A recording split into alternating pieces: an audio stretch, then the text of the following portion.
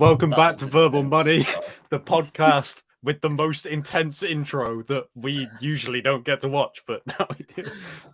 It's the podcast with the most intense intro, but the least focused conversation topics. But we're going to try and keep it on track because we got UFC 286 to discuss. We billed it as one of the biggest weekends in the history of UK MMA, and it has turned out to be exactly that. Before we go fight by fight, obviously, Jamie, you were there actually covering the event. What was the kind of highlight of your time covering UFC 286? Oh, that's a big question. That is, Kyle. That is a very big question. I would probably say the Thursday on the way to the press conference when I bumped into Colby in my hotel elevator because it was just so unexpected and so like kind of surreal that it was like even happening because I walked into the elevator and there were three guys just with their heads down and I thought, shit, I've got my camera now, I've got all my camera equipment and these guys just gonna do a job on me and take my stuff. And then it stopped at a floor that no one wanted to stop at and he looked up and I was like, oh shit. And I just said, you're all right, Colby, how you doing, mate? Like, how you finding London? And he was, I mean, as you'd expect, he's a nice guy when he's not in front of camera, so but yeah, that was pretty weird. Yeah, I love how you were the first person to find out about that. Yeah, and you were just like, I just ran into Colby, and we were like, what? I spoke to my editors as well. I was like, right, I've just ran into Colby in the hotel. Do we know if he's a backup or not? Because that's pretty big news that no one knows about. And they were like, we don't know.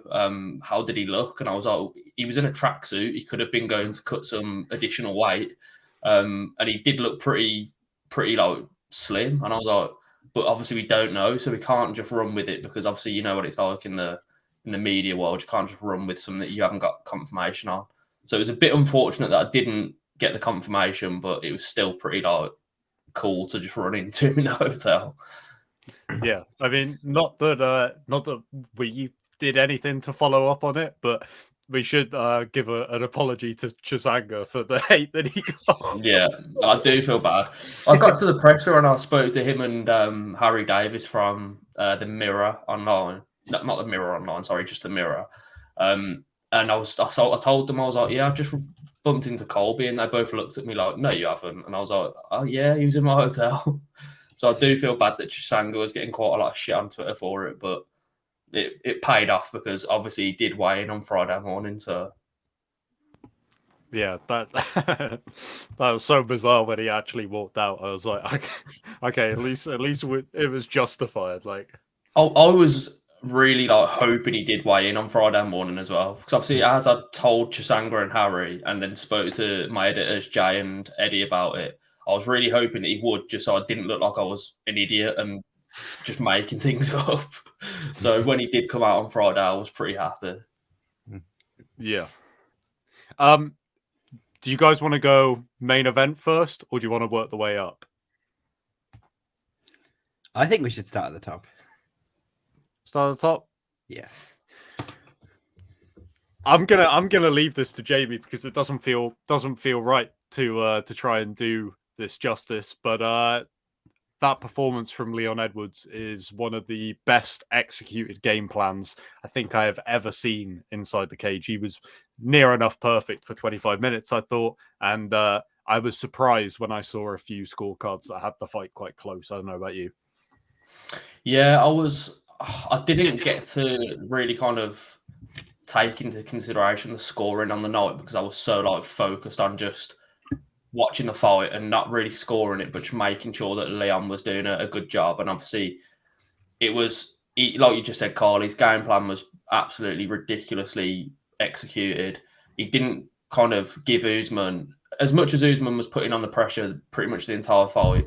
He just didn't really give him any openings to do anything with that pressure. Obviously, the takedowns. I think Usman scored 4 of 15. I think that was the end figures, which is just mental to see how far Edwards' takedown defenses came, even from the last fight.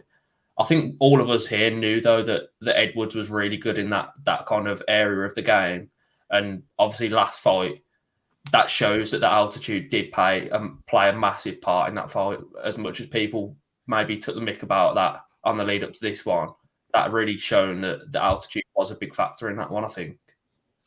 Yeah, for sure. Steve, the striking from Leon Edwards, I mean, we all knew that he was a great striker and that he had the striking advantage, but like a masterclass. I think it was like low 70s. His strikes landed rate was something ridiculous like that. Like such a good performance. I thought the shot selection throughout was so perfect.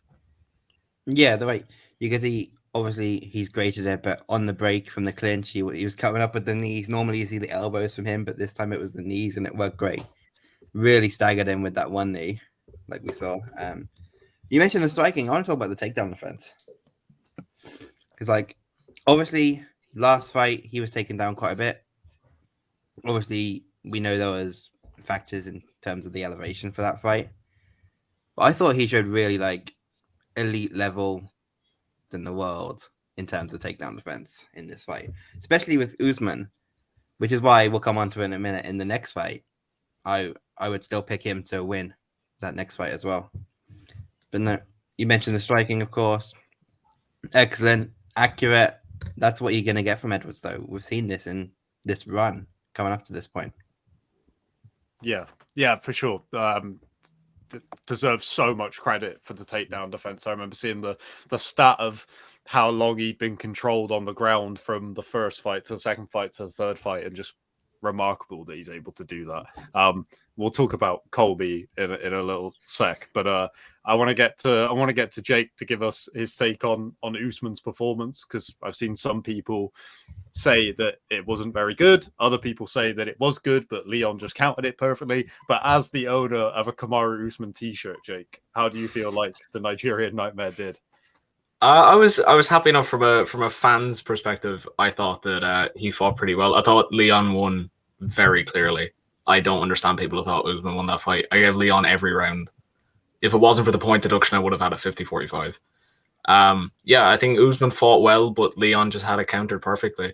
And, you know, as much as maybe the like being at sea level again did help his cardio and that kind of thing, I just feel like skill-wise he leveled up a lot from the first fight to the second fight, and you'd be hard-pressed to find someone at welterweight who's going to beat him.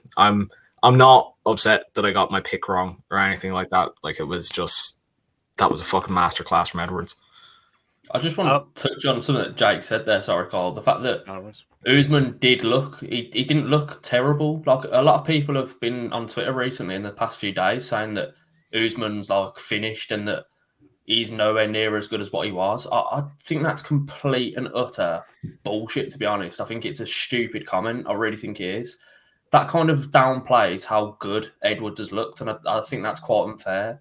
And just because Usman didn't kind of get his wrestling going, people are just saying that, oh, he's washed.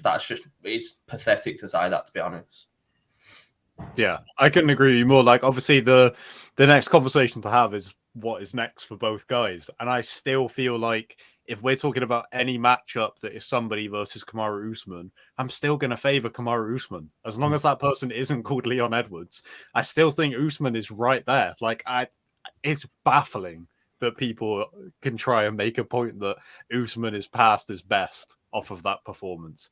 I don't see that at all. I think it's because of the fact that he is getting on in age now, and he's obviously had these, like, the knee issues that he's had, but he doesn't show that in his fights. Like, he doesn't show that he's getting on in age or that he's got knee issues. Like, you wouldn't even, if you didn't know who Kamaru Usman was and that was your first time watching him, you would think he was one of the best fighters in the world. You wouldn't think he's getting on in age and that he's got knee issues. You wouldn't know that. So for people to just kind of say that now that he's lost 2 fights in a row, I think it's quite bitter, to be honest, I think. Yeah, I agree. Another thing that I can't see at all is Colby Covington's legitimacy as the next contender in line for the belt. Steve, reaction? I was thinking earlier, and I was preparing to go on a whole rant on the welterweight division, but I can't be bothered right now. Colby Covington's last win was a year ago against the number 11 guy.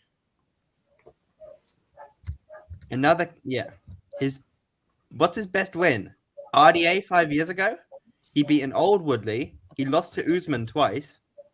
What's what's Covington's best win? A loss to Kamaru Usman. That is his best win. You can pick either or. Maybe probably the second fight. He made it to a decision in the second fight, and it could have been a draw. That's his best fucking claim to fame or his best claim to getting a fucking title shot. No, his claim to fame is being an arsehole. But that's just that's a separate issue. It's not about Colby being an arsehole and not wanting him to get a title shot. It's like if you hate Colby Covington, you would like him to get this fight because he's going to get fucking trashed by Leon Edwards. I do think it's like the UFC. It's played out perfectly for the UFC though. Like, imagine if Usman would have won that fight on the weekend, and then we're looking at Colby versus Usman 3. Like, it's something that no one wants to see, doesn't need to see. I don't think it would have happened. I think that's what I think it would have though. We all saw the video. They wouldn't have given it to him. I think they would have because of the fact that they've flown him in as a backup. Yeah. That really kind of that cements him as the next, no matter what. And that's what Dana White said in the post-fight scrum. He said that he came in on a couple of days' notice to weigh in as a backup. He's next, no matter what. I think that. Could you imagine? Right? Could you imagine that if Usman won and the first title defense of his second reign was against Colby Covington again, that means, and let's say he won, that means that 6 out of a total, or the 3 out of 6 total title defenses would have been against Colby Covington. Half of his title defenses would have came against Colby Covington. And then 2 against Masvidal as well. And 2 against Masvidal as well. Like, you can't fucking do that. This is not Max Holloway we're talking about here. It's Colby I don't think they could have Covington. either, but the fact that they've, like I said, the backup thing, that just makes it kind of. But I'll say that. I But then think that we all saw that video of Colby celebrating Leon winning. He knows he wasn't going to be in there with Usman again, I feel. He knows he wouldn't beat Usman either. Yeah. He knows he can't beat Usman. That's why I think he was so happy, though. I think it's because he knew that he's got more chance of beating Edwards than he has Usman. But I think either way, he knew he was next. I really do. I believe that. I know I'm saying that because he weighed in as backup, that really cements it. But I get that. But then to kind of counter my own argument, Pavlovich weighed in as backup a couple of weeks ago for the heavyweight title fight, and he's not next. So and I know it's a couple of years ago now, and it was actually 5 years ago. It was after Colby Covington's last good win against RDA. Volkov weighed in as a backup for Cormier and Miocic, and he had to go fight Derek Lewis. So backup doesn't always mean it. It's just gets you in Dana's good graces. I think when it's Colby, it does mean it, though. That's the issue. I see both points, to be honest. Yeah. I think when it's someone like Colby, he's a star, sure. I don't know. I don't really see it. He hasn't drawn that well. But no, what's the evidence that he has drawn well? Like, look at his pay-per-view. Look at his pay-per-view appearances. There was 225 against RDA. Don't even know how many that sold off the top of my head. But if it sold well, it's because it was a good card and CM Punk was on it. So that could explain that. There's 245 against Usman, which was a good card, but that was actually a good headliner as well. So that might do something. 268 was a good card as well. And I don't think 272 sold well. I don't think him and Masvidal sold well. He made an argument in the media room that, which is a stupid argument because there's a reason why he did better numbers. But he was saying that his weigh-in did far better numbers than what Usman's weigh-in and what Edwards' weigh-in did. But that's because no one expected him to turn up. So that's why it got so many numbers. But that he as much as we might not like him, he does sell. I think he's outrageous, but he's hilarious. Like, I wasn't a massive fan of Colby until I sat in the media room and he was on the mic, and I couldn't help but just sit there laughing the entire time because he is just funny, and it's a massive act. Everyone knows that, but it is funny because of how stupid it is. That's him. Yeah, I completely agree. We'll have a more kind of in-depth conversation, I think, about the welterweight title picture in the build-up to that Masvidal and Burns fight, because I think that has huge implications. I know that Dana has already said Colby is next, but I do think that will have a big sway on what happens. Co-main event, we almost don't even need to talk about it because we knew exactly what we were going to get. Like, it's absolutely ridiculous at this point. Justin Gaethje delivering bonuses every single time he steps in there is outrageous. I thought that this fight had some risk in Rafael Fiziev just being too precise and too fast for him, but I was really, really impressed by Justin Gaethje. I gotta be honest. I don't know if you guys felt that way. I mean, Jamie, I know that you're a huge Fiziev fan, so I know you were gutted to see him lose this fight. But yeah, I think the reason I was a bit like not disappointed for Gaethje because it was a phenomenal win and he deserved the win because he did really put on a great performance, but I think my thing is that it kind of just gets us back to a position in the lightweight division where we've got contenders who have already fought for the title on one or two occasions. You've got Gaethje who's fought for it twice already. You've got Poirier who's kind of just sitting out waiting. Someone like Fiziev winning would have really it would have put someone at the top that no one's seen fight for a title yet. And even if he didn't stand much of a chance against Makhachev, it's just something new that no one's seen before. So I think that's why I wanted Fiziev to win so much. Obviously, I do enjoy watching him fight. He's one of my favourite. But I think it was more so for the kind of the implications to the title, I think. Yeah, I agree. Steve, what do you reckon Gaethje does from here? I mean, you mentioned the two names there. I think it's time for Gaethje Poirier too, don't you? Yeah. That probably makes the most sense for both. Yeah. Yeah. Because they're in kind of similar situations as well. Yeah. They've won one fight since last fighting Charles Oliveira for the belt and losing by both losing by rear naked choke. Yeah. Does it get much better than that, really? Can you is there two people better matched up on paper? And we've seen the first fight. That was fucking awesome. So give him a 5-round co-main event. Go for it. Yeah. You know what? They don't do enough of those for good fights. No. They've happened on such rare occasions. Have they done it? Was it just Nate and Leon, or have they done it more since then? I can't even remember. No, they've done it more. Diaz and Lawler was 5 rounds. So it's the Nate Diaz rule then. Got it. Yeah, and Moicano and Dos Anjos was 5 rounds. Yeah, that was. Of all the fights to pick, it's because they were doing Dos Anjos versus Eve originally. Yeah. And they didn't want to change it apparently. So yeah. Well, I feel Gaethje and Fiziev should have been 5 rounds. Can we agree on that? Oh, 100%. Yeah. I wanted to ask one of them that at the media day, but I kind of just didn't think it was really relevant to. It was only relevant to the fans, really, wasn't it? But something interesting that Gaethje did say is that he wants one more run back to the title, so he doesn't want to be around for much longer. He said so. It's like if he goes in against Poirier and beats him, then he probably gets a title shot off that, and that could be his last fight. But it would kind of be mental to see Gaethje retire within the next year or two, wouldn't it? But Poirier is saying the same thing, isn't he? He said he wants to have one more crack at the title before he's finished. So, let them fight each other. Makes sense, yeah. You know? Yeah. Winner gets it. That's it.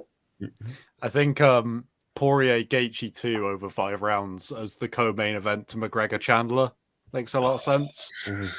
That could be a lot of fun. But then also if we've just found out that McGregor Chandler is at 170, so then is there even? Yeah, I suppose. It feels like it makes more sense on paper than it actually does, but even still, you know. I get the idea that they don't.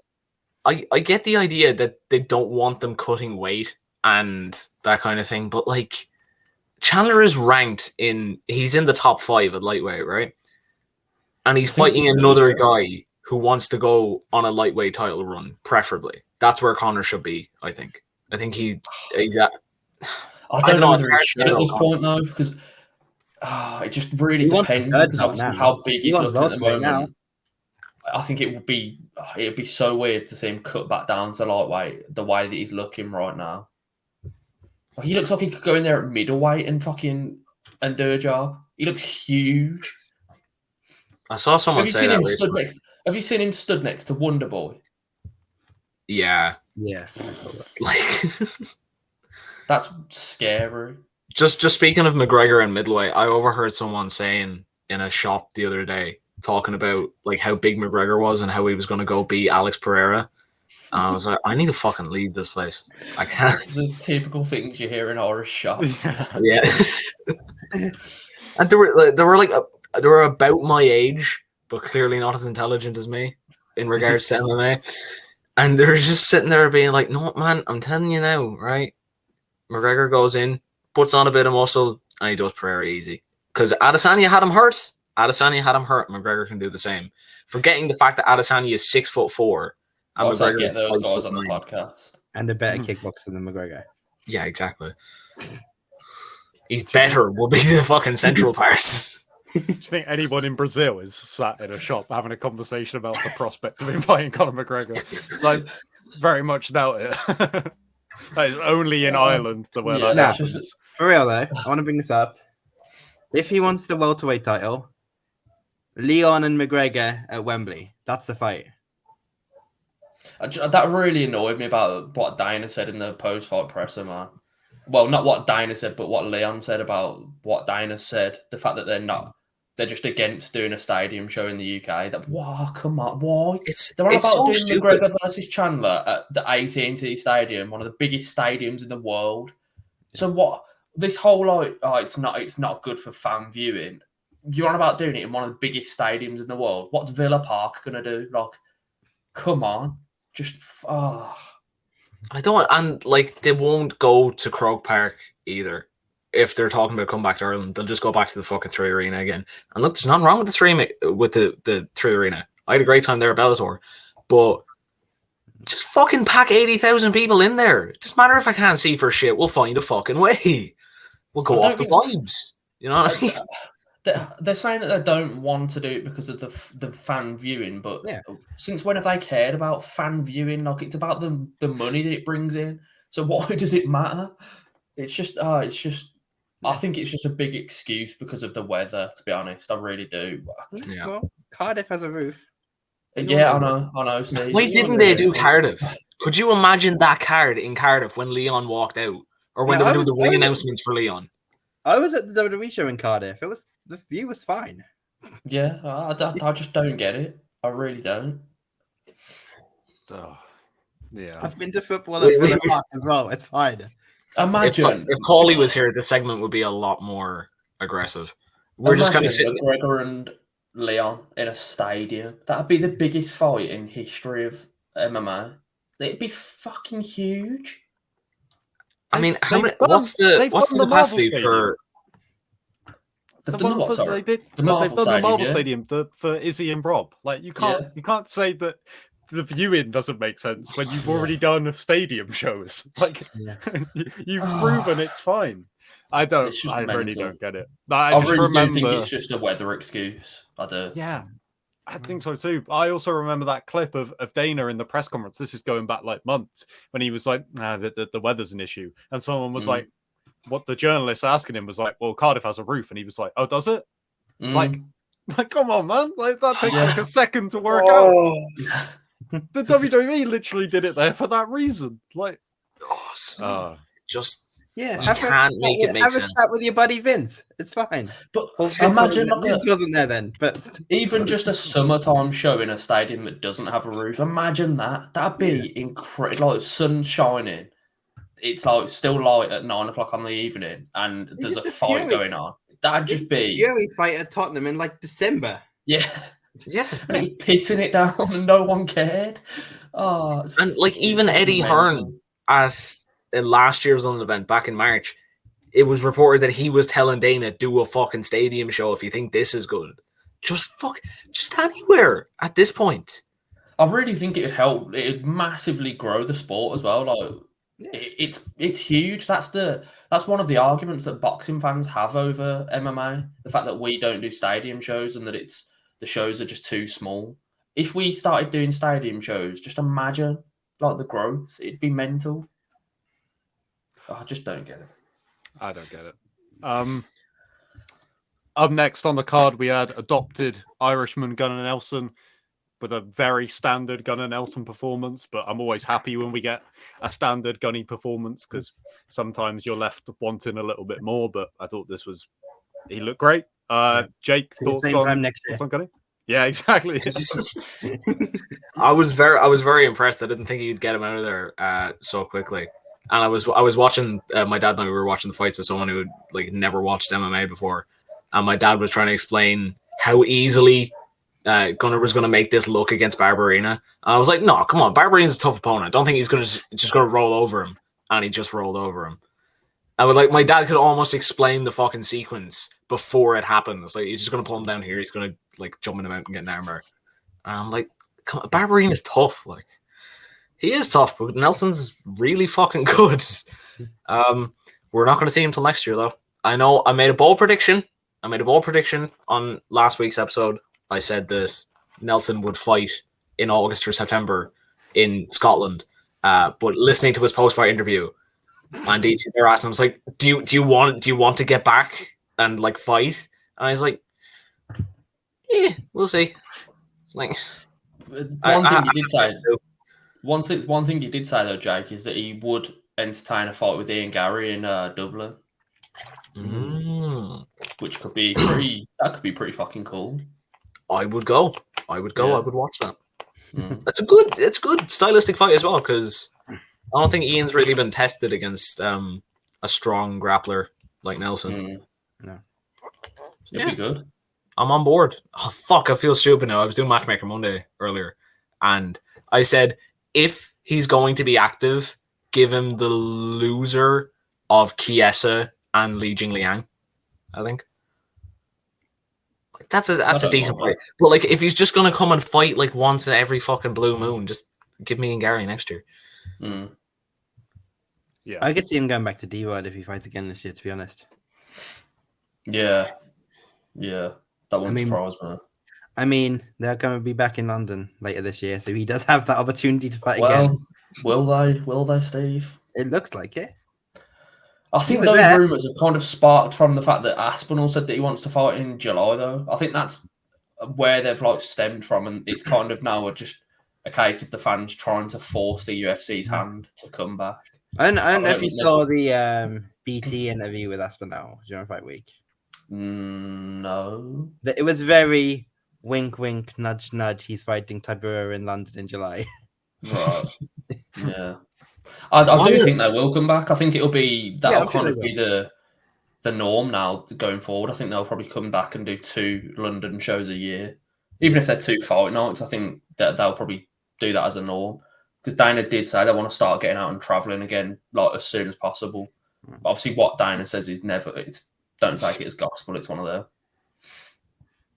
But that would be fun. I mean, would it be fun to see Tybura fighting him? I don't know, but it's such an odd comeback fight. Of all the people he could fight, I think that's exactly what it is, Jake.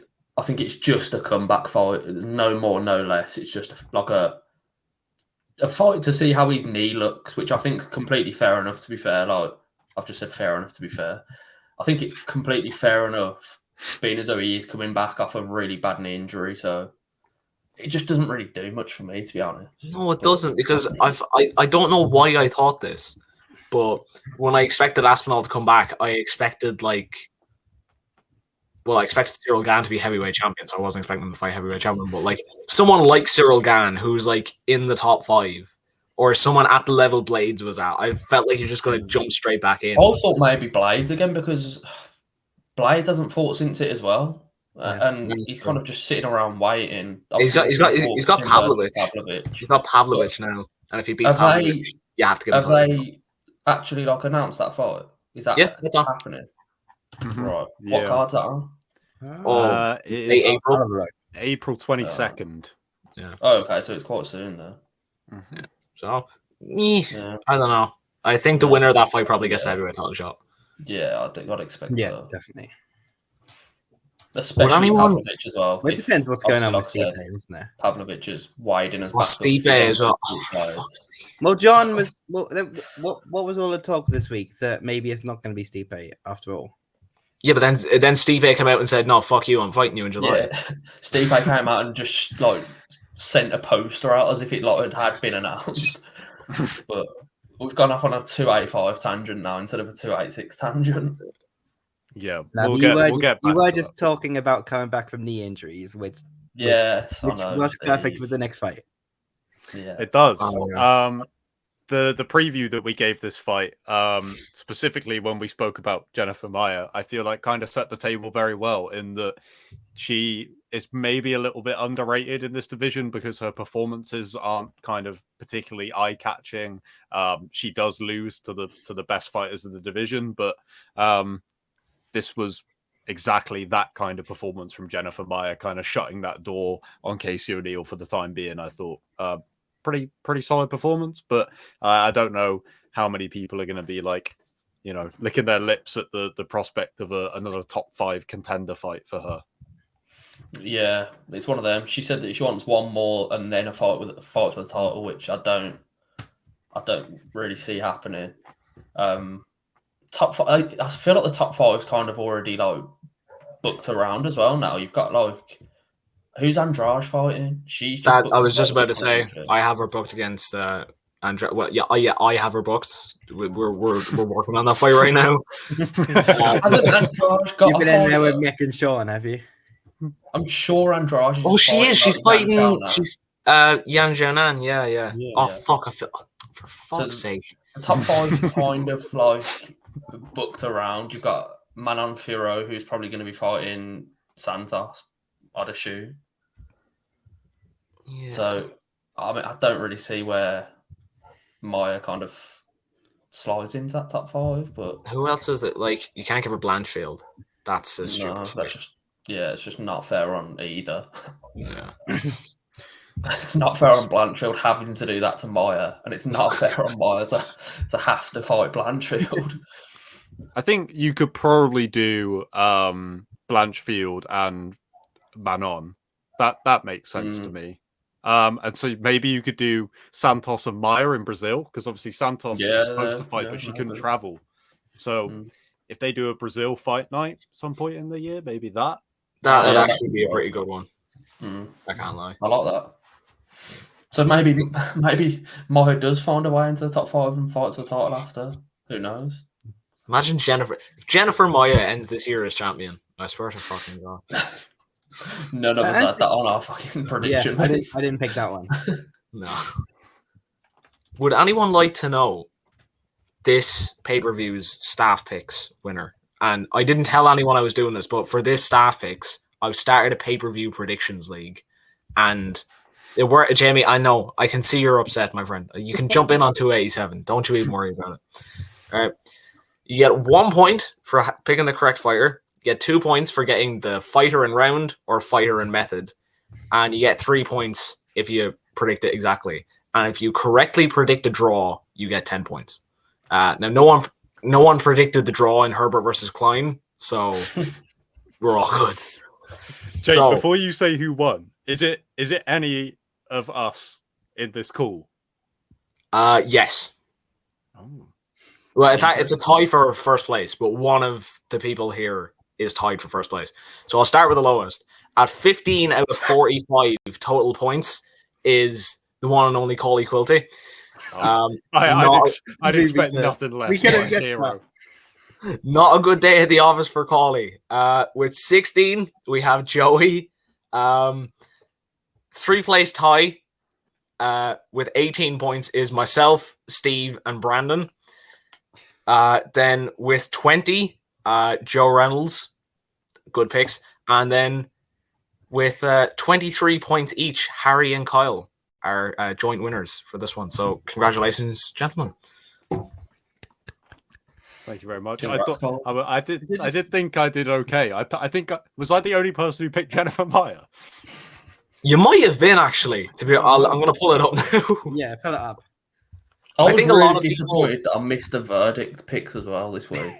Oh, I've it been kills really you, doesn't it? killing It fucking verdicts, kills and you. I've just killed me.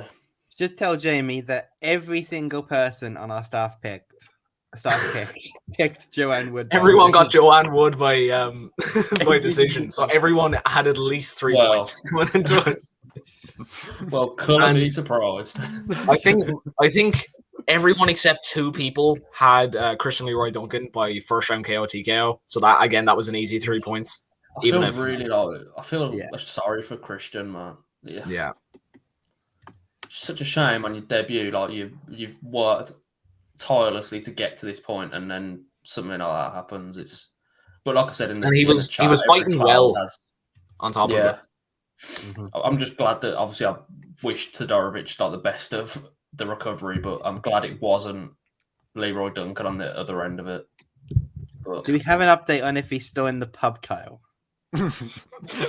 I do not know. I have not been. I don't even know if he's back from London. It's pretty soon, but I might have an update for you at some point on that. Kyle, I couldn't get a reaction out of you at the time. Thoughts on Bruce Buffer saying Gloucester? Oh, no, Jesus. I've got a friend from Wales who always laughs when they try and say Abertillery when they say Jack Shaw, and I was like, yeah, but that's quite difficult. Gloucester is not difficult. But they made it sound quite bougie, and I promise you it's far from that. So we take what we can get. they do it with think Worcestershire you've had- sauce as well. Which is like Worcestershire or something Yeah, like that. Though. I don't remember who the fighter is. I remember we used to get a Leicester for Leicester. Oh. Leicester. I don't No, remember but, like, We haven't had any personally. I don't think the only one that comes to mind is when Joe Duffy was fighting. I know at least for his debut, they used to say Donegal instead of Donegal, and that one annoyed me for a while. But it's not too bad. Hmm.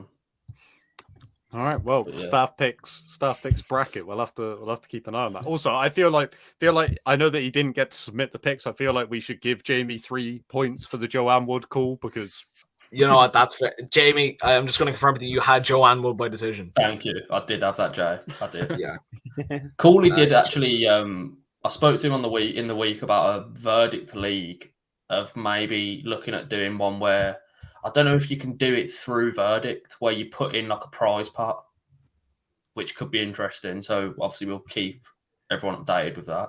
I don't think that would be good for our camaraderie because I feel like we'd all be getting pissed off when someone has like a really good night and wins like 15 quids. Yeah, but we could open it up to like the podcast viewers as well that they can enter as well, which could be pretty cool, like a way of interacting. But we'll keep everyone updated with it anyway. We're so robbing money follow on it. people. No, that's more like it. But obviously, we want to try and do it in a way where we can do it through the verdict, like the league stuff, because obviously we don't want to really set it up where it's just like everyone pays it into a PayPal. That's where it can get a bit shifty. yeah. All it takes is one bad day and the prize pool suddenly disappears and one of us is gone forever. Oh. Right. Let's get back to the main card of UFC 286. One that I can't imagine. Jake, I don't know how easy it is to look through this because I don't know how like in depth you took down these stats. But did anyone have Marvin Vettori by decision? We did. You know, I'll pull it up now. I just have the staff picks up. So I'll tell you who I didn't think was going to have. If you've Marvin got it, you Vettori can by send it decision. to me and The I'll put it on the judges. screen if you want. yeah, actually, Steve, you little fucking legend, my man. Put it in the group chat and I'll get it on the By screen. the way, on that fight, I didn't really get to watch it fully because someone was in the media room speaking, but it kind of looked like Delete kind of could have had a shout of winning that. Or am I thought he did. I had a 29-28. It was close. Was it close? Yeah. 'Cause on first viewing it, like just catching it on the corner of my eye, I just remember seeing Vettori get rocked a few times. But Yeah.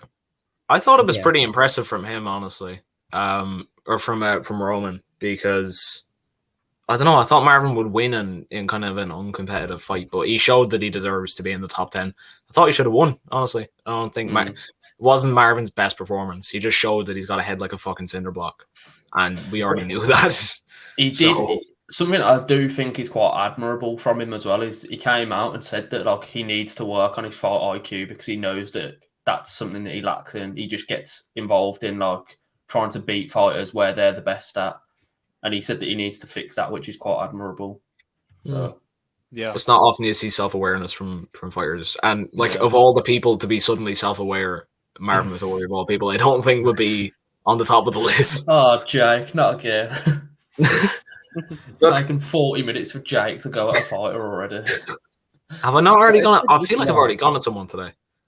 Possibly. I might have. No, I haven't had like one of my typical No. shouting sessions. But no, look, Marvin's he's a funny little character. I would love to see them go to Italy for a fortnight, to be honest. Yeah. That'd be great. I do kind of miss when they were just going across Europe. Like I know they had one in Prague a couple of years ago, and Sweden they can as well, they can use their usual European strategy. It's like if you're vaguely European, you get to go on one of the Europe cards. Like that's why Macwan is always on London cards and shit like that. How does one be vaguely European? In the weird Eurasia area, like you could stick Arman on there because like Armenia is guys from Turkey, stuff like that. You know. Yeah, I feel like, and if you train somewhere European as well, like Gunnar Nelson. Obviously, Gunnar Nelson is European, but obviously he's like a shoe-in if there's a possible doubling card. Yeah, so you've got Macwan, you've got Gunnar. Who else is always on these cards? Fucking Luana Carolina, apparently. That's Now, Claudio Silva was for a while because he lives in London. that's true. Yeah. Good point. Fuck. Who are Jamie? You're the man who has the stats on people fighting in London. Oh, I do, don't I? Yeah. I don't know, man. There's quite a lot of just English guys, and then Macwan vaguely European, right? the record. Vaguely Why these days. Macwan has the record is just that's bizarre. Actually, it's the next fight on there. So can we talk about Macwan and how he just hits a fucking wall after 6 minutes? Can we just do this first to see if it works? Yeah. My go for ring it. light's really like blinking at me. I swear to fuck, like Sorry. Macwan, he looked really good for 5 It minutes. didn't work. I was impressed with how well he was doing against Cooley. fucking again sure, but It's like too late for that. It's too late for that. Cooley just put, oh no, not the Pickstone Savage. What is this happening? Hold on, I'm gonna go dark for a It second. didn't work. It didn't work. The pics. Can Getting you- the pics on the screen. I can we can share screen to the article, but I was trying to do it a different way. Can I present? No. Can I present? Sounds like Is that Jason and lecturing. Can you see that? Can you see my screen?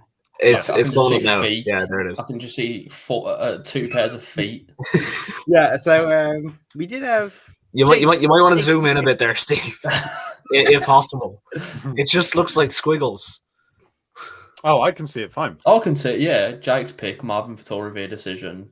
Yeah. Cooley's pick, Roman Deli. Oh, I can now. I had to go full screen. I mean, if you look at it, it hasn't given you the tabs. Good. I mean, you could just see I was ready to call out everyone's favorite judge from the weekend by having his MMA decisions up. Oh. And actually, this is probably a good fight to do that on, because how did he give Vittori the first round? Wait, who gave Vittori the first round? The same guy who gave Gaethje a 10-8 and gave Omar Morales gave. Oh, that fella is Yeah. Morales 3-0 to Morales. It was a close fight, but it wasn't. How could you fucking rounds score to Morales round 3 of that fight? How? I just don't. Oh. Yeah, There were some dodgy judging. The same judge. It was the same guy who gave Vittori round 1, Gaethje a 10-8, and Morales all 3. Do you know what's worse than giving Gaethje a 10-8? Giving him the first round, I would argue, was worse than. I don't know about worse. Last round. I don't even know. Which round did he give Gaethje tonight? Third. Yeah, third. Yeah. I mean, it was the clearest round, but it wasn't a 10-8. Yeah, but it's not 10-8. No, it wasn't a 10-8, but I just don't think Gaethje won the first round at all. I thought the first round was very decisively Fiziev. Who gave Gaethje the first round? Clemens Werner gave Gaethje the first round. Round 2 was quite a competitive round as well, to be honest. That could have gone either way, I think. Yeah. Sutherland and Werner to Fiziev and Mark Collett to Gaethje. None of the scorecards were the same in that fight. No. Look, it was close for the first two. Okay, I just said the first round was clear to Fiziev, but like it was competitive. It was competitive. I think round 2 was the most competitive. Yeah, definitely. Of all of them. But like, yeah, I can see a little bit of margin for difference. But some of the scorecards were fucked up, and I felt like the judging was just a bit dodgy on Saturday. Like, I don't know whether or not Lerone Murphy should have won. I didn't really score it as it was happening, but I just came out of that fight feeling like he might not have won. Who else was there? Herbert and Klein. Obviously, controversy there, but the point taken. Yeah, I've seen apparently they're thinking about appealing that, but I'm not sure it really matters, does it? At this point? That's what Boylan said, right? Yeah, he did. Yeah. I suppose though, if he appeals it now, can he not get the point reinstated and redo the scorecards, get a win? Possibly. I mean, I personally haven't seen that happen before, but no, neither have I. That's what I mean. That's why I don't know whether it's like worth it at this point. But I suppose it is if it means that. How would they work their payout with that?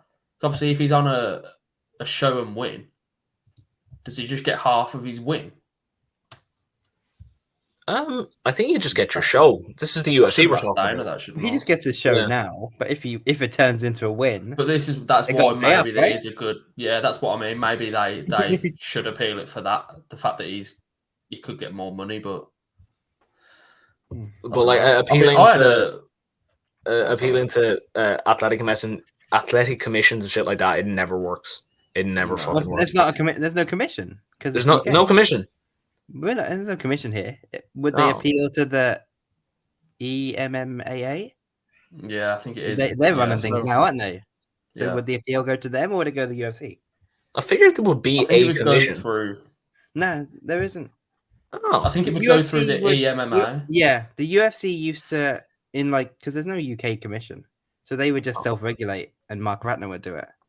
But now, they've got the EMMA. And obviously on the referee shirts now they now say Emma, so I don't know if they're regulating it now. Isn't Mark Goddard quite a big figure in that? Yeah. I never read it. I just thought it said UK MMA, and I thought that was like a fucking regulatory body. Something that Mark Goddard does actually down at Renegade is he does courses on that sort of thing through them, so that's pretty cool. Yeah. But yeah, I had a little parlay for the Birmingham-based fighters, and obviously, Jai Herbert was the only one that didn't win, which was pretty. Does that mean if he appeals it? I'm sounding like a certain someone right now, aren't I? But it did still pay out. But obviously, just voided that selection. So, I mean, it was. Does that mean if he appeals it and he gets the win, can you claim your money? No. That's bullshit. I know, but that's the way the bookies work, Jake. See, I wouldn't know. I've never won a bet I've placed on MMA. I almost won 10 grand this weekend. I was Casey Neal off a win. Casey O'Neill. But... I was waiting to see whether or not you were going to push it. I need some tips. It was 14, by the way. 14. Yeah. Not bad. But yeah, we digress. Yeah, unlucky. We started talking about Makwan Amirkhani and the incredible Makwan. I was going to call it a curse, but it's kind of his best attribute as well. A round where he controlled Jack Shaw on the ground, didn't do too much, and I thought, okay, this is a good grappling performance. It doesn't look like he's expended that much energy either, because there wasn't a ton happening in the round, and then came out for the second round, gassed. I was like, Jack Shaw is going to take him down and choke him out, and that is exactly what happened. You could see it coming from a mile away. It was incredible. The tip on Makwan fights is to wait for the live odds after the first round, put a bet on the other guy. I think there could be some kind of conspiracy. If I'm Makwan, I'm looking at John Kavanagh, right? Or whoever he's got in his corner nowadays, and just thinking, has he put something in his water bottle in between rounds 1 and 2? Did he put a fucking Xanax in there or something? Because he just comes out just looking so fucking drained. If I'm Makwan, I'm putting on my little thinking cap and thinking, no, this isn't a poor cardio issue. there's some kind of conspiracy out to get him. This is tampering, is what it is. I mean, they did it to Deontay Wilder in the second fight with Tyson Fury. They put a muscle relaxer in his drink. If it can happen to Wilder, it can happen to Makwan. But Jack Shaw did look good at featherweight, to be fair, in the second round. Mm-hmm. But Where does he go from here, though? Who's next?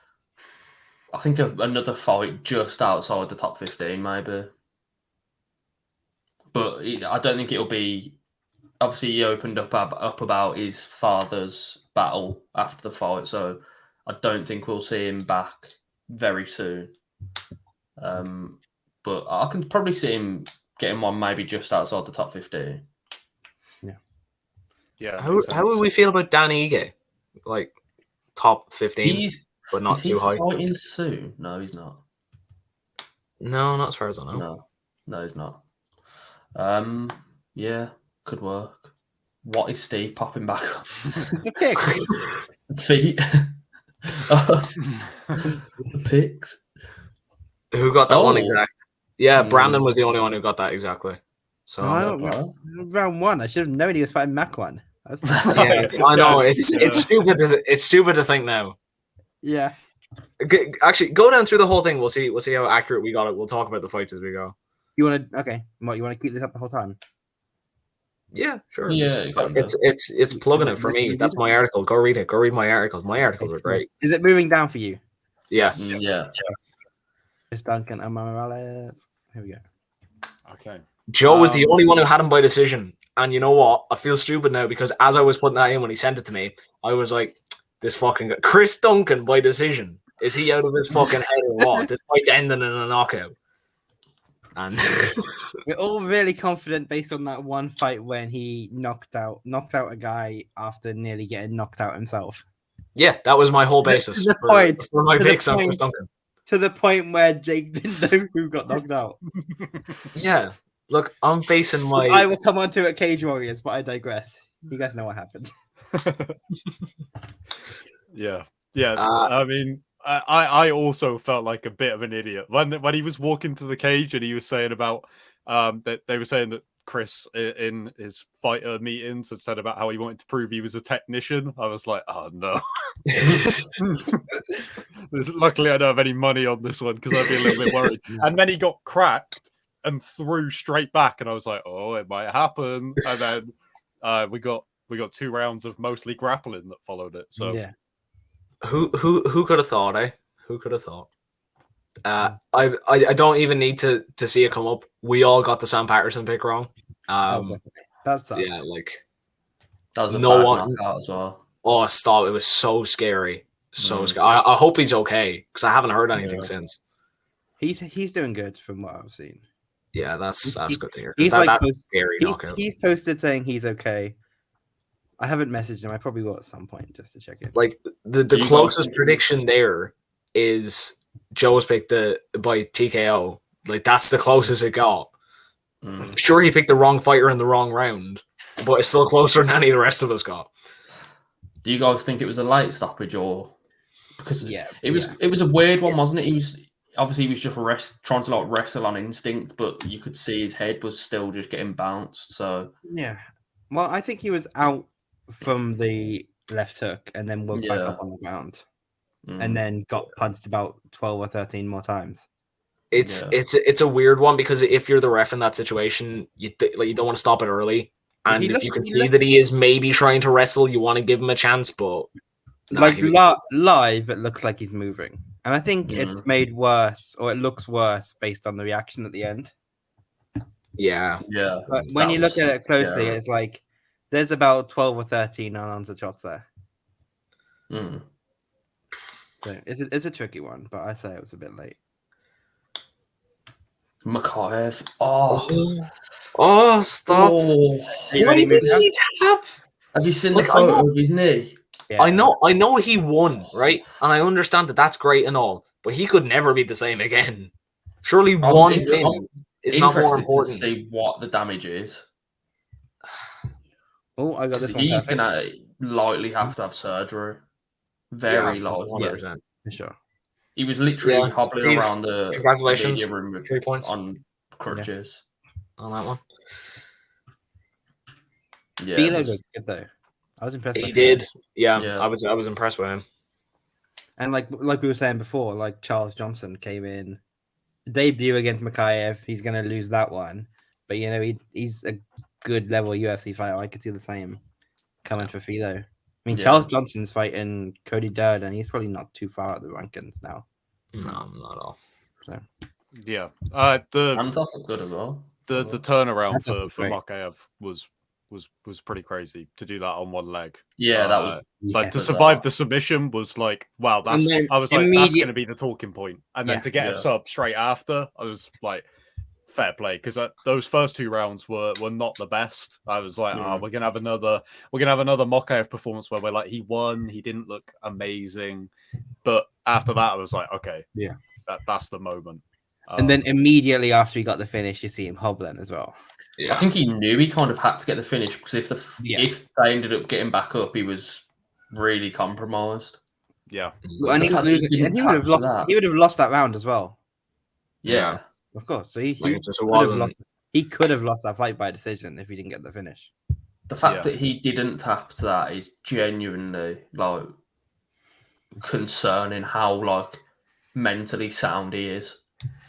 Because he must have like a mindset like no one else in the world has got. That is terrifying. How do you honestly, for all of you here, if you were the referee in that fight and you saw like just before he got out the way that his knee was, would you have stopped the fight? Because I know I would have. I would have said that his knee is fucked. I don't know because who was the ref? Because I remember I watched it back this morning and the ref asked, "Is he okay?" and he nodded. So it's one of them, isn't it? If he's not tapped and he's said that he's okay, you kind of can't stop it. But that was bad. That was really bad.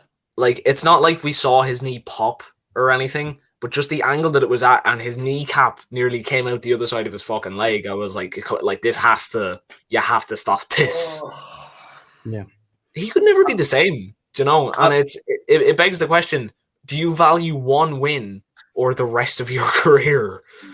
Do you know? Update from an hour ago. Philo is considering an appeal because of the tap thing. Oh yeah, I heard about Let's see that. He's claiming that Makayev tapped to 3 different submission attempts. Oh, I heard it was Which begs the question: why the hell did you not let go? Yeah. the one I've seen the one clip that someone got from Cage Side when he's in his garden. That he's like that. Strange. He wasn't tapping to anything. Gives him the little fucking Brazilian tap, you know what I mean? Like the little 1-2, and the guy gets up and fucking hammer him. Yeah, I think that the case that they were making was that he had a rib injury or something. Because like he was just in his guard. It didn't look, there was no submission or anything, but it did look like quite a clear tap. But yeah, I don't he know. felt him tapping One on of his those weird back ones. like he was hiding with malice. It says. Another situation, he went for guillotine and attacked the injured shoulder and he tapped. Yeah. That was I've seen one. Jump to guillotine. I've seen one of them. I think it was from Cage Side where he just kind of taps him. 3 different submissions and he didn't let go on any of them. I think that says more about Philo. I mean, I guess they wait for the ref, but I mean, sure, I agree. Yes. Yeah. Are we gonna get taken off of YouTube if I pull up the video or not? Does this constitute fair use? Are we providing? I don't know. Are we providing commentary? Yeah. Of course. If you can we not say that then? If you can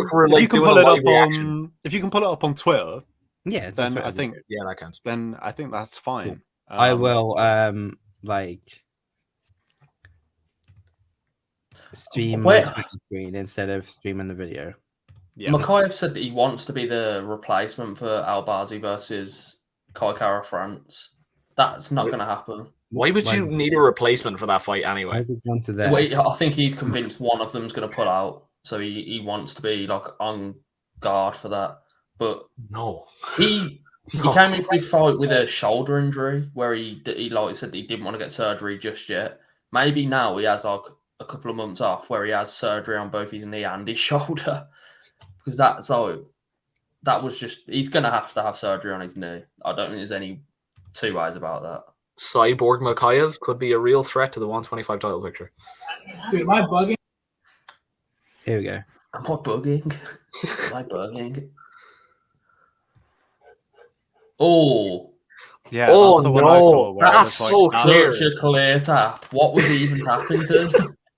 What the? See, the Yeah. thing is, though, it's from the position that he's in. He's on top. So why would he tap? I think that's the reason that, like, maybe some people Yeah. aren't taking it seriously. Yeah. That's what I was like. This is the one I was like, what is he tapping to? Has he got Yeah. his right arm? Oh no. He's yeah. holding his arm. Yeah, he's holding his shoulder. Yeah, but there's no doubt that he's tapped out. He's tapped out twice. He's tapped. It- There's it- two it- separate. He goes 1, if you 2, look- 3. It takes a second and goes 1, 2. If you I look, think it there's does, no doubt it whether or does not he look tapped. it does look a little bit like Philo's kind of pulled off a little bit after he taps as well. I don't know. He kind of What? just scooped his back up to the fence to try and get up. I don't think Philo even thinks like he's just tapped. I'll let go. He kind of scoots back. He kind of lifts his arms. Look at Philo. Oh, he lifts his arms up like that. Yeah. But you see, He lifts his arms up. the That's thing is as so well, strange. if you really thought he tapped, you'd be calling to the ref straight away and Yeah, said he tapped. That's what I mean. Yeah, that's what I mean. He didn't even react to it. No. But Yeah, that that's was a a weird one. clear tap. So what? He was definitely even tapped. tapping to? Mm. Yeah, this isn't like a fucking Stipe over him That wasn't- situation. that Like, wasn't he, the he Brazilian clearly tap. tapped. That was weird. yeah. I guess we'll wait and see what happens with that. But Yeah. I mean, the fact that we've all seen different videos of potential taps as well. That's the one I saw, and I was like, that looks pretty clear. Yeah, I didn't that even was. know there was other ones. So it seems like he might have Apparently, a well, case he's on saying him. there was 3. So I don't know. He might have a case on at least one of them. Put in 3 different appeals. three taps, and none of them with a knee bar. Yeah. Great point. Another fighter who was making his UFC debut that I was very impressed with, Gabriel Santos. I thought that Lerone did enough to win. It was a very close fight, but I'm very excited to see how far Santos can go in his career because I think probably the toughest fight anyone has given Lerone yet. I know that Lerone has that draw on his hand that I thought he won that fight. This fight was extremely close, though. Yeah, from what I could see of it, it was a very close fight, and I think obviously Nathaniel Woods came out and said that he thinks the judges gave Lerone the decision, which Lerone wasn't happy about. Let's say that. Well, we'll stop you there, Jamie, for a second. I can find it. This is like a new gadget. I don't know if you've seen on Twitter after the fight, Nathaniel's tweeted something out. Have you seen what he said? No, what did he say? So he's of the opinion that the judges gave you that fight. What's your thoughts on that? Nathaniel Wood can fuck off. Sorry for my language, but he's not here. Where is he? He booked the fight and pulled out 4 weeks ago. Why is he tweeting about me? Tell him to come and fight me then, innit? And make the fight. Don't pull out. We have permission to use that video, Full. right, Jamie? Full scrum available on Cage Lord Press YouTube. And then shout out obviously credit Nathaniel Wood. Okay guys, so today I'm going to go through the takedown that Gabriel Santos done to Lerone Murphy last night. Obviously he's got a problem with my dog, so I'm going to use Ivor today as a dummy. So, what Gabriel Santos done here is he came in up against the cage and he got the gable grip here quite low. Picked Lerone up like this, like he was taking him to bed, carried him across the cage and slammed him. So, I'll go through a bit more of this, guys, but that is your move of the week. I love how the dog's just allowing him to do that. I think that dog No. might have more fight IQ than Marvin Vittori. So, that's a low blow. I'm sorry. Bro, he's that's catching such a strays Jake here. thing to Not say. even I went off of Vittori. Fucking That hell. was such a Jake thing to say. I do like Marvin Vittori, but the man wore his shorts backwards. Like, come on. That's true. Do you know what though? That's top tier shithousery from Wood. Honestly, It really is. So, I saw some people being like, "That's so immature and such a stupid joke." It's like, oh fuck you. That's funny. It's funny, but I understand what Lerone's saying, where like Wood just needs to move on. He pulled out, Lerone fought. Like, Yeah. it's It's a one-sided beef at this point.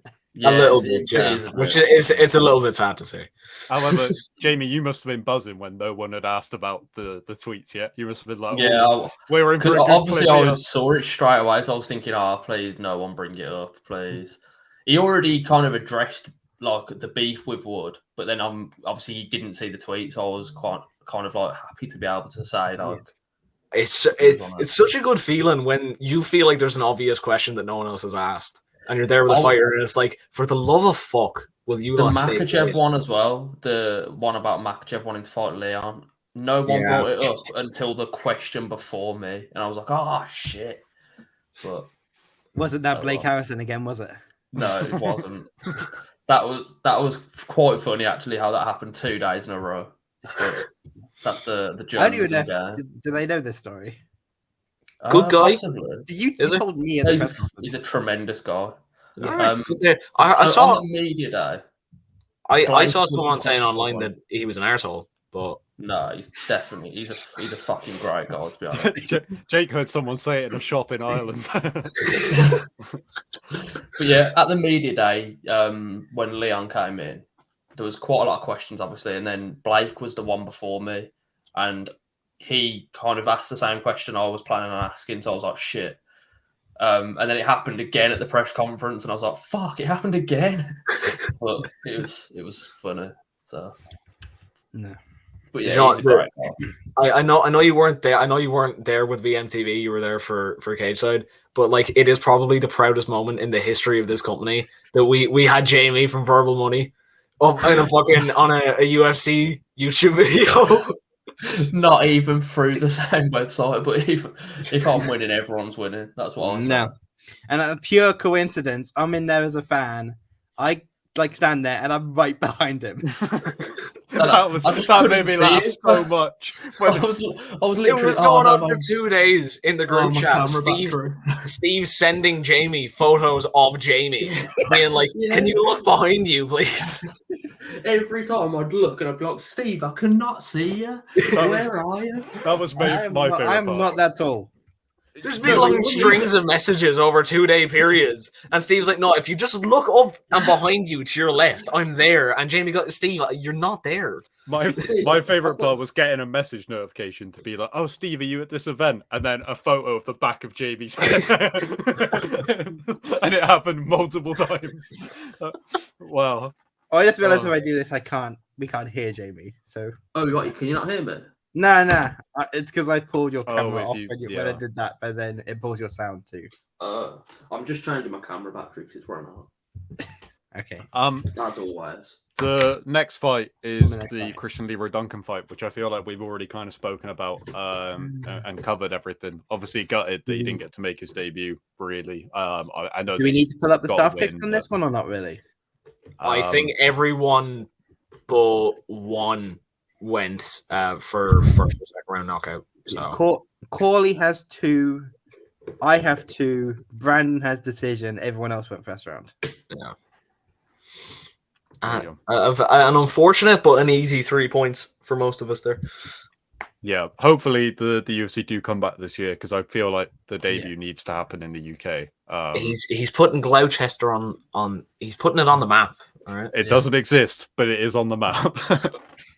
The next fight, one of the performances of the night from Violent Money's own Jake Adley.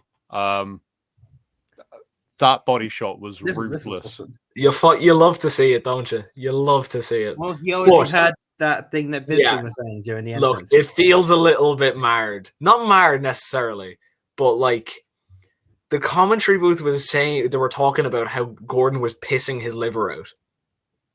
And then Hadley goes in and hits him in the liver once or twice even, and that's the end of the fight. It's like, well, he heard about it and took advantage of it. It's not like it's something he just fucking came up with on the fly. Did anyone ask him that at the press conference? Did he ask if they said in the post-fight interview, Bisping asked him about the shot, and he said I drop a lot of guys in the gym with that shot. That's my shot. And I was like, I know Jake Adley. There's no way he didn't mean to hit him there. No, there's not like, there's no way. Surely he's got someone someone texted one of his coaches and was like, "Yeah, we're listening to the commentary here, and they're saying that Gordon is pissing out bits of his liver." Well, they're not allowed phones in the corner, I'm pretty sure. I'm sure. Do I look like I've been at a UFC? Do I look like I've been at a UFC event? Do I look like I know what goes on in a corner? If he was happy to tell them that in the fighter meetings, I'm sure he must have said it in another interview or something. You know, I think if he wanted to keep that close to his chest, he wouldn't have told the commentary booth. What if Bisping, right? Look, just hear me out. What if Bisping heard it in the fighter meeting, then told Hadley in his fighter meeting with him? Yeah, Jamie, did anyone bring that up to Jake Hadley about Malcolm Gordon's liver problems? No. But he did say that he thinks that Malcolm Gordon's weight miss was tactical, which is pretty interesting. I mean, I'm assuming it was because he had a liver condition, more likely. Well, yeah, you'd assume so, but obviously he was under the impression that it was to obviously try and outweigh him. But also, is that even possible? Is it biologically possible to piss bits of your liver out, or like what's going on here? That is fucking disgusting. I don't know. Like Bisping's commentary all night felt a little bit weird. He had a good time back home. But like he's there and he's fucking giving out about like Disneyland and shit like that, and I'm like, can you please talk about the fight? That was Cormier. Yeah, but then Bisping chimed on. He was like, I fucking hate Disneyland and all that shit. Right. And I'm like, someone film him with Malcolm Gordon's liver problem. Oh, did you? Yeah, well, you wouldn't have heard this on the commentary. Oh yeah, sure. He was. He was pissing bits of his liver out apparently on weigh-in day or for the whole week. Yeah. What the fuck? Yeah, that's why Hadley went in and hit him in the liver straight away. He heard it from someone. That's brutal. So Yeah. Hadley didn't say that. He said that somebody did ask him about the. Did he think that the body shot would be like an opening? And he said, yeah, because of the fact that he's going to try and take him down. So it's like he was using it as a way of defending the takedown, but obviously also getting the liver shot in. But he didn't say it was because of he knew the fact that Gordon had a liver problem. Well, no, in his cage interview, he said that that's just a move he does. Yeah. Which is a lie. I'm not saying that he doesn't do it in training, but like he's a VM guy. We can get him on to get to the bottom of this, surely. Yeah. But it's not like it was a dirty move or anything. No, of course not. If he knew that he had a problem coming into it, like he can use that against him. But I just don't know whether he did, because he was saying that it was a way of, if he connected with the uppercut, great. But if he didn't, and Gordon was going for a takedown, he's got an underhook in already, so it's like a defense against the takedown as well. Which I don't know, but I don't understand people. I didn't see too much of it, but I did see one or two people saying stuff like, if you know your opponent has a disadvantage or like an injury or something going into a fight, that it's like unethical to target it and it's borderline cheating. Yeah. It's like, if you know your opponent is coming off fucking, like, think of all the guys who are going to be kicking Makayev in the leg when he comes back. There's nothing wrong with that. Leon kicked Usman in the leg. Exactly. Yeah. It's like not throwing fucking oblique kicks on Usman because you know he's got gammy knees. So no, it's a fucking advantage. It's a fight. Gammy. They agreed to be in the fight. So. I hate it when people say that oblique kicks should be banned. That really it's only fans that say that. Like virtually no fighters say that. No fighter wants oblique kicks banned, but Rampage. Anyone want Rampage? And I think Wonderboy said that they were very dangerous and they should walks the tightrope. But like he's obviously bound to say that. He got his knee blown out by Till. Yeah. Rampage is about to be in a Siamese kickboxing match with Bob Sapp. So how much does his opinion really count at this point? The photo of them wearing the jumper is hilarious. I saw a video of them training. It was a promotional video, but there was them taking turns hitting the bag with one arm each. And I was like, oh, that's funny. Rampage and Bob Sapp are doing a TikTok together. That's really cool. Don't know why they're together, but that's fair enough. And then I get the news today. They're fighting in a Siamese. And I agree with what Kyle said earlier. We need to do a watch along for this. Oh yeah, for sure. Not It's if I gonna have to be pay at like for it. 5 o'clock in the morning, for sure. Well, I should be able to. It's on Fight, and I have the Fight subscription, so I should be able to like. Yeah. Send We it should round do somehow. watch-alongs for stuff if we can find a fucking copyright loophole around it. Because like if we can say that we're providing commentary on fights, Well, can we not well, just you pull see, up like, podcasts watch and alongs. they there? Watch alongs, you can't show the thing. I know, Yeah, you but can't I'm actually, trying to no. find loopholes here, Steve. Trying to help out the boys who don't want Do to you pay for remember the the guy fights. who was pretending he was playing the UFC game and was just streaming like Yeah. Aldo versus McGregor? I don't think we'd get away with that with the Siamese Yeah. boxing match. Is that a new mode on the UFC game there? Yeah, It's actually that's probably something on the new fucking what's the new boxing game called? Undisputed. It Oh, looks that's good. so bad. It looks Is it? so. you know bad. what? I'm not. Yeah, they're I'm good. tired of pretending that the game mechanics look good. They don't. Mm.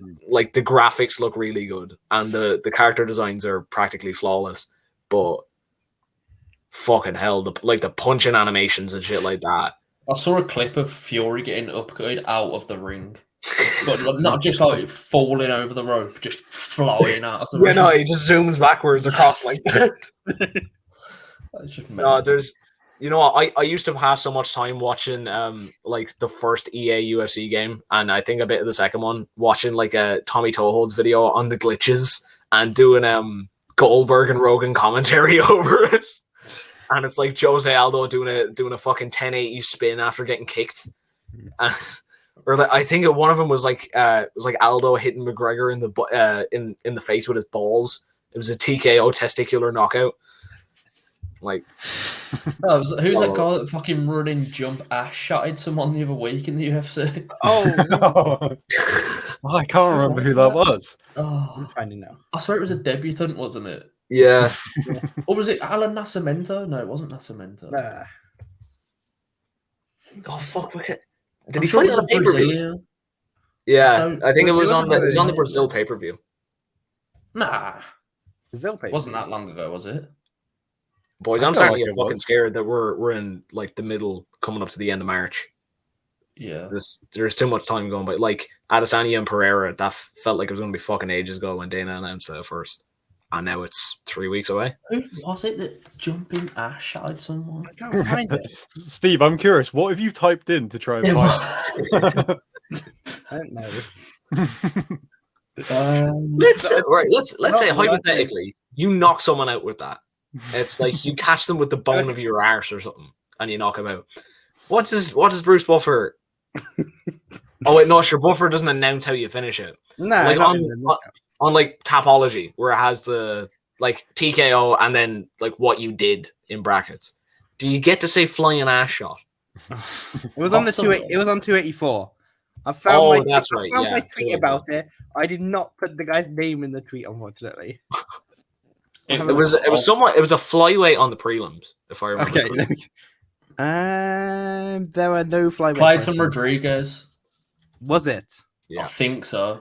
Oh, because he came out like crazy and was Yeah, throwing all kinds of That random checked stuff. out Wasn't with he? the time I tweeted it Yeah. too. I tweeted it at 1:52 a.m. I knew it was a Brazilian that did it. It checks out. You Alright, can just yeah. claim it's like capoeira or something. That was a real tangent that we just. Yeah. It was worth it though. You see what? You know what? Like not doing this on Zoom and not having like the time restriction, it allows us to do this more without getting pressed for time. It is so much better. Yeah. And the fact that we Right. can actually live stream it some weeks if we wanted to. Yeah. We've got 3 fights left of 286 to get through. Yeah. So I do need to shoot. Let's rush through these before. To be fair, I don't feel like there's a whole lot to say about Joanne Wood versus Luana Carolina. I didn't see this fight. You didn't watch it? Steve, you missed an absolute missed banger, out. my friends. I missed Fight a of the banger. year contender. I also so missed. it's in my the- top 10 of all time. Oh, there you go. Steve, I could be wrong here, but I believe as well as not watching the fight, you said that Luana Carolina is now a UFC London jobber, which feels very hard. I mean, prove me wrong. Well, I can't, but I'm sure we'll see her back in a few months. A confirmation here. Wow. Do you know what? A few of the lads didn't submit picks for that fight, so I just had to text them in the group being like, "Can I just confirm? Can I put you down for Joanne Wood by decision?" And they were like, "Yeah, no worries." You know what? This might be the crowning achievement of VMTV. We all got a pick right. Never in the history of Staff X has everyone gotten the predictions right, like all exactly the same on one fight and gotten it right. I mean, it was obvious. Fuck. I smacked my hand on the corner of my desk. Okay. Is there anything else on this fight? No. Jojo Wood's got one fight left on a contract. Oh, there you go. She might retire after that. The UFC want to renegotiate. Do they? Okay. So. It's not a thing about Joanne Wood being a bad fighter, and it's just that she's getting a bit older now. Yeah, she's admitted that as well. Yeah.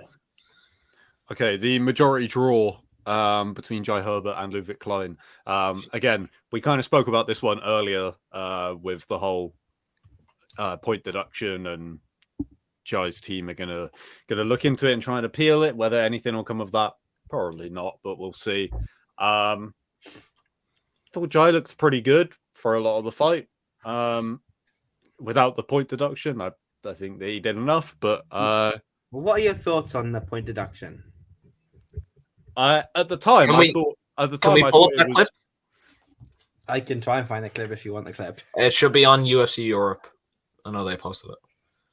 What I will say is I was quite impressed with Jai's work on the bottom. I think it was, especially in round one, Klein had him in his guard, and he was just kind of, Jai was not like stopping working. And that's some of on the lead up to this fight, he picked up his brown belt. So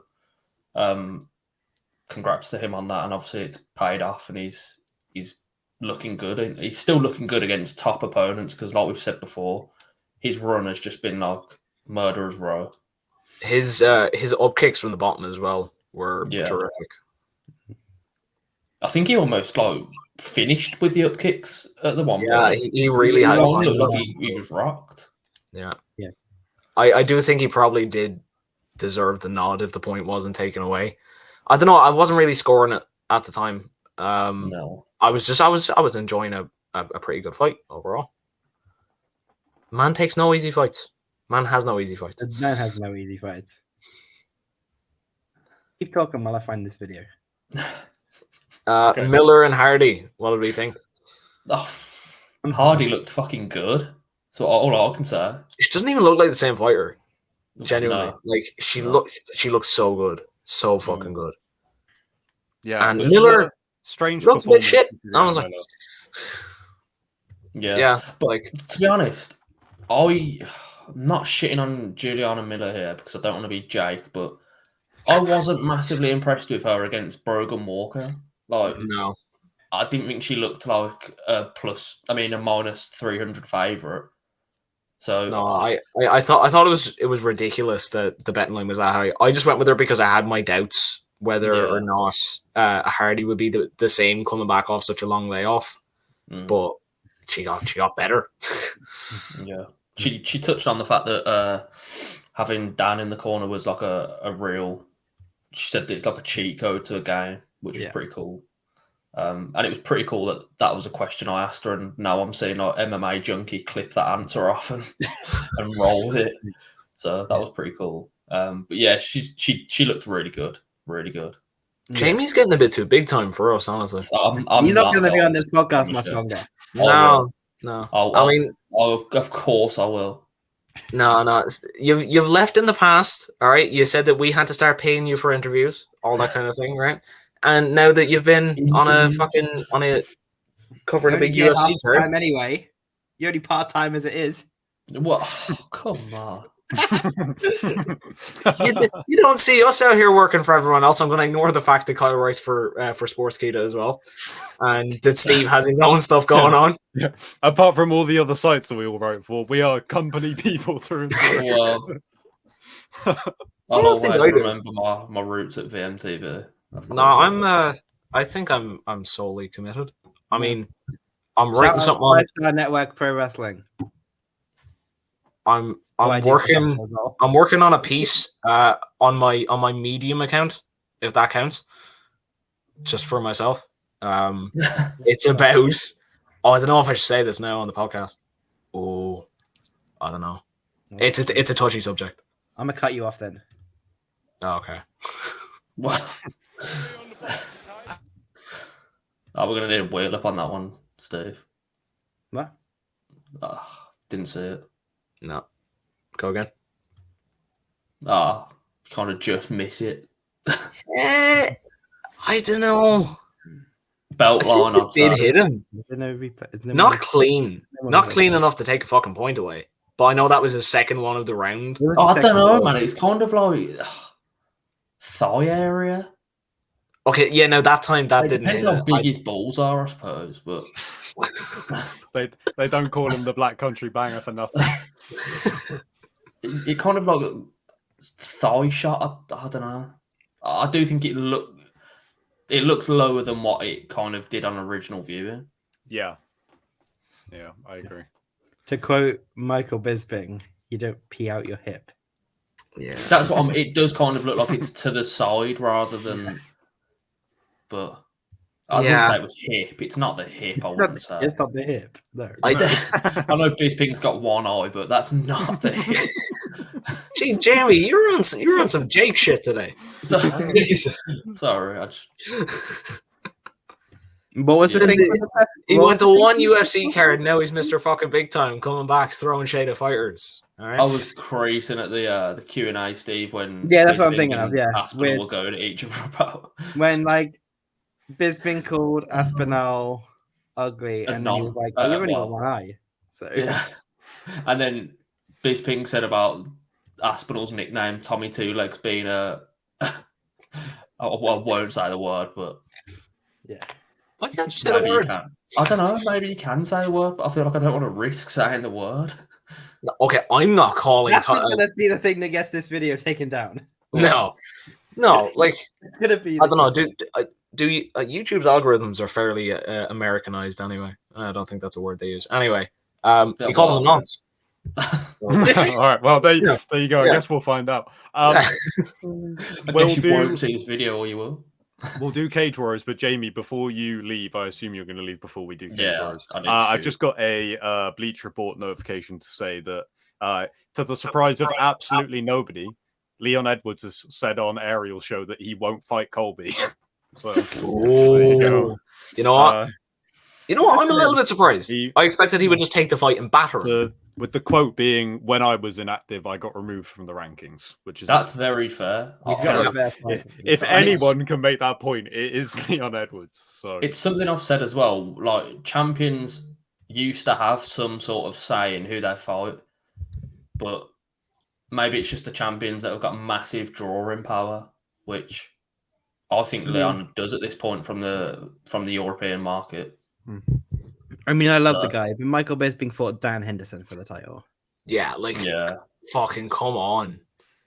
Like, I think there's a way though that obviously people are speaking about Belal. I know we've all got our thoughts on Belal, but has his run of these undefeated, like this undefeated streak, has it been good enough to say that he deserves a title shot? I mean, Sean Brady being the most, He hasn't fought anyone in the top 5 either.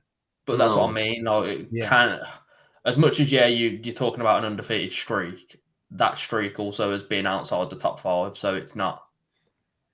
did we not say as well though with Leon's streak before he came back and fought Nate that he had one win in the top 5, which I think was RDA. I don't even know if RDA was in the top 5 at that point, but Yeah, I mean, you was- could, yeah. The He was Luke Wayne still- win had aged well as well, but that was still a couple years earlier. yeah. Mhm.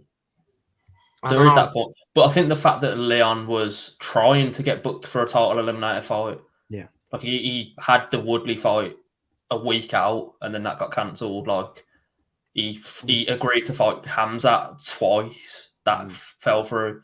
So whereas Belal, like he's not, from as far as I'm aware, he's not accepting fights with the likes of Colby and I mean, well, they've rumoured that. Well, Belal's saying that was a rumoured fight that Colby turned down. Well, Colby hasn't. That's the other point with Colby. He's not fighting anyone.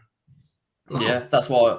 But then if you don't put Colby in there and you don't put Belal in there, who you put in there? The winner of Jorge Burns.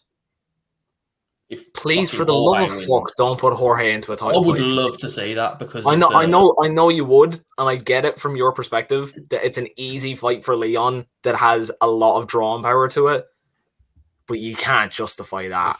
If Jorge wins, one win after 3 losses. If Jorge starches Burns, that's more impressive than what Belal's done to Sean Brady. Yeah. Even if it is like he's lost his last few before that. If he goes and starches Gilbert Burns, who's been looking good, then make him fight Shavkat or something. Let him fucking earn it. I don't think he even needs to starch him. I think if he wins by any means with the history he has with Leon, they're doing that for sure. I don't think he's going to win. But then someone asked that question to Dana. Yeah, Dana said that it's Colby no matter what. I think he's going to stick to his guns. The man who famously doesn't make fights on Fight Night. Yeah. Very, I think made basically 2 fights. Yeah. Basically crucified Belal and then promised Colby the next fight. So I just don't. I'd love to see Shavkat versus Usman. I would. I really wish you said that to Dana, Jamie. I really wish you were like, I thought you didn't make fights on Fight Night. Yeah, he'd never be allowed back out of the pressure. Once you go to an event and you're covering it, you have to swallow all your morals and everything and just be a bit of a yes man for about 20 minutes. I just didn't ask Dana a question because I didn't have anything worth asking him, and I thought there's no point in asking him just something for the sake of it. So, and there was people in there that were like, you didn't want to ask about Power Slap UK. I was just about to say that, Steve. There were people in there talking about Power Slap, and I was like, please just. Any update on Slappy McJesus? Is fighting beautiful? That was the other one from the press conference. Oh, who is that fella? I've never seen him before. Right. Who is he? Who does he write for? And why is he dressed like that? I don't know who you're on about now. Is fighting beautiful? That fella. The real fucking... Yeah, the weirdo fella. No, whoa. Bilal. That's Bilal, isn't it? He's probably a nice guy. Probably. That's a weird fucking question, though. It was pretty ropey. I don't know. Maybe he writes like a spiritual thing. I don't know.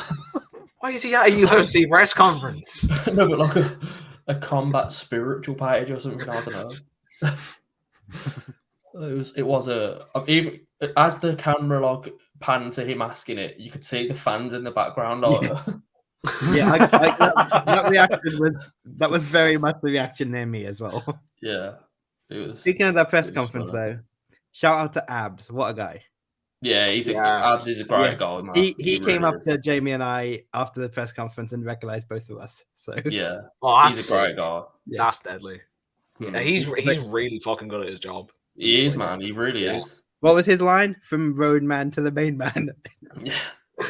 And he asked John Anik about obviously that was him as well. To call the fight, which was like I don't think anybody spoke to John Anik since that, which was like obviously that's a massive part of that fight. Anik's like cool of it, so it was a really good question to ask. To be fair, and like Steve said, he's absolutely a great guy. Yeah, I don't know how it works because this will go straight up to YouTube, but we'll clip that and put it out because he did a great job. Jamie, I'm assuming you are leaving us whilst we finish talking about Cage Warriors. I need to go and sort my flipping car out, guys. So I'll catch you on the next one. All right, see you in a bit, mate. Fun, guys. See you. Yeah. Steve, apart from nearly giving a concussion to the future UFC heavyweight champion of the world, how was your experience at Cage Warriors 150? I mean, he wasn't that close to the door, to be fair. Nah, he's backtracking now. He's backtracking. Yeah. On Saturday, it was I nearly killed Tom Aspinall, and now it's like, oh, Tom Aspinall was behind it, and now it's Tom Aspinall was behind the door I opened. You know, I never said I nearly killed him. Nothing I could do with a weapon would be able to kill that man. He's a very big man. wow, that's a heavy door, Steve. And I mean, look, I saw him he's only briefly got around- one knee. He's only you tried to kill a crippled man. Right? I mean, But there have been rumors that he's a pedophile. So I don't know. Oh, we can edit that out. These rumors, for clarification, because like we can't edit this. Rumors started by a Mr. Michael Bisping. yeah, Michael. It started by Michael Bisping. Yeah. Do you know what? There was more to that point, and then I realized we can't edit this out, so I'll just text you in the group later. Okay, Cool. Yeah. you're cool. But no, I saw Aspinall briefly in Canary Wharf as well after the press conference. Yeah, I saw a bunch of people around there. You guys know that was fun. Just went to get food around near the hotel. Saw everyone, or lots of people. The Megan O'Leary one was the funniest. He came out. There's like a delivery guy there with a pizza. She was like came out. She got like stopped for like autographs, and the delivery guy's just going, Megan. And one of the fans goes, yeah, that's her. And he's like, who is she? But no, that's cool. Got a picture with Trevor Whitman. And a great night for him by the end of Gaethje won. Good for that. Yeah. Okay. Well, all right. That's not a joke, by the way. Jake just dropping some bombshells on us that we will never be able to share. So yeah, I don't think I know who that is. we can't give it. No, we can't say it here. Like. Oh God. Okay. Wait, no, I've already said this to Cauley. Like, this is not news to him. Even he's like, what? Yeah, no, right. That's how crazy the news is. Yeah. No, right. Like, Cage Warriors. Yes. Really good night. That's great to hear, Steve. What? Brilliant, pal. What did you guys see the card? Did you manage to? I know you hadn't seen it all by the end. Or when we talked on Saturday, I know you hadn't seen it all, Carl. Have you seen it all now? Yeah, I caught up with it. Yeah, really enjoyable card. How did your top 5 ones to watch get on in the end? Because when I spoke to you on Friday night, it was looking a little bit rocky, but we went 4-1. It was just Emil Brown that lost. Just Emil Brown. That was a tough fight like for him as well. Yeah. But no, I had Nick Bagley, who looked great. Just first fight in a year, coming back from his first pro loss. And just came straight in, took the guy down straight away, and just mauled him, really. There's not much more to say than that. Lunaire. We'll get back to him at the end, I think. You want to come back to him at the end? Yeah, okay. Burlinson, I had on my list. Who, admittedly, I didn't see that fight because I was interviewing Lunaire. And then Vucenic. It was a strange fight, Burlinson Richardson. Yeah, it didn't seem as exciting as maybe people predicted it would be. Yeah, it looked very like a little bit, I don't want to say nervy, but it was a bit tentative of trying to figure out which guy was going to go first. I thought Jamie Richardson looked really, really good. But Justin Burlinson is just a finisher, man. Like, you give him a chance and he takes it. So yeah, very impressed by him. And then, Vucenic was my other one, coming back obviously from that Paul Hughes loss last year, which was a beating, obviously, as we remember, and he looked great. Yeah, I suppose you can say with the guy he was in there with was a guy with a lot less experience than him, hadn't been that far into fights. But, Jordan did what he had to do. It was somewhat of a tune-up for him after that. Keeps him in title contention with a win. And like we said, we don't know what's going on with Paul Hughes. He's kind of disappeared since that fight. So I was just going to say, when it comes to Justin's fight, like, he took a lot of damage in that fight with McKee as well. So yeah, it wouldn't exactly, it's not out of the realm of possibility that it, just as Kyle said, just a bit nervy. Get back in there after a fight like that. There's no shame in it. Yeah, I didn't interview Justin after the fight because I didn't think it would be fair, having not seen the fight. But he was around for a while. He was talking to the Energized boys for a while. They were there. They're good guys. Lanier. Lanier. Let's talk about Lanier. I want to talk about Lanier all the time.